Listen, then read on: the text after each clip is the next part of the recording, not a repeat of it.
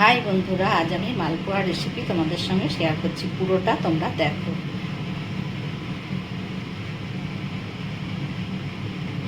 Cup ময়দা নিয়েছি আর half litre দুধ নিয়েছি। এটাকে কিন্তু আমি ঘন করে এটাকে হাফ করে নেব পুরো। ওই কাপেরই, যেই কাপে আমি ময়দা নিয়েছি সেই কাপেরই আমি 3 কাপ চিনি নিয়েছি।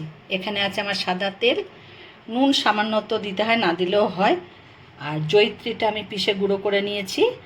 আর নিয়েছি মৌরিও আমি একটু ভাঙা করে নিয়েছি। আর এখানে আমার আছে এলাচ, 4টে এলাচ গুঁড়ো করে নিয়েছি, পাউডার করে নিয়েছি। ভালো লাগছে বেকিং পাউডার। এবারে তোমরা পুরোটা দেখো। 3 কাপ চিনিকে আমি জাল দিয়ে রেখেছি। ঠিক 1 তারের একটু আগে এটাকে বন্ধ করে দেবে। দুধটাও জাল দিয়ে আমি ঘন করছি, প্রায় হয়ে এসছে। মালপোয়ার গোলাটার জন্য আমি এই যে 1 কাপ ময়দা নিলাম, পুরো 1 কাপ। এবারে এর মধ্যে আমি গুঁড়ো দুধ এটা দিচ্ছি।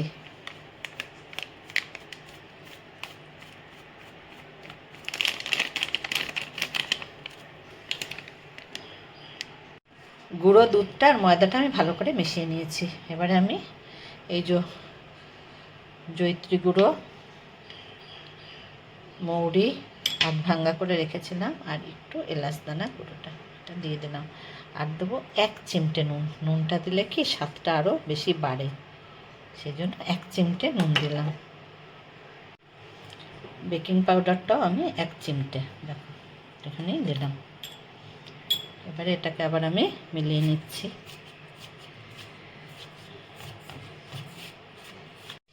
দেখো দুধটা আমার কতটা ঘন হয়ে গেছে।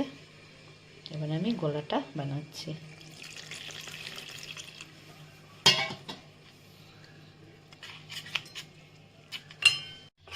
দেখো আমার ভালো করে এটাকে মেশানো হয়ে গেছে।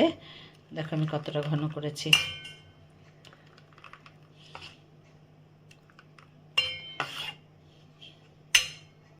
তেলটা আমার গরম হয়েছে। এবারে আমি একটা করে এগুলো ভেজে নেবো। দেখো আমি কতটা করে দিচ্ছি।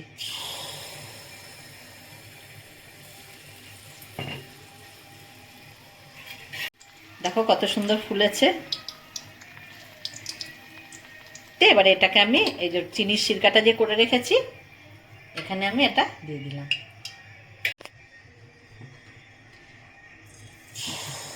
আমি আরও একটা দিয়ে তোমাদের দেখাচ্ছি। তোমরা কিন্তু লাইক করবে, কমেন্ট করবে বন্ধুরা। দেখো এটা ভিজে গেছে, চিনির সিরকায় যেটা ফেলেছিলাম এই যে ভিজে গেছে। এবার আমি এখান থেকে তুলে